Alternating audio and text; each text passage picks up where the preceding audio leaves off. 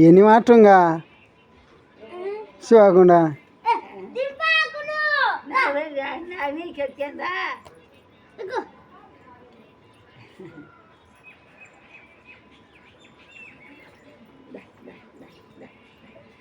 పారంకాయలు ఏదైనా తిండి పెట్టి రొట్టె ముక్కో రొట్టె ముక్క తింటుంది పెట్టాలా అంతా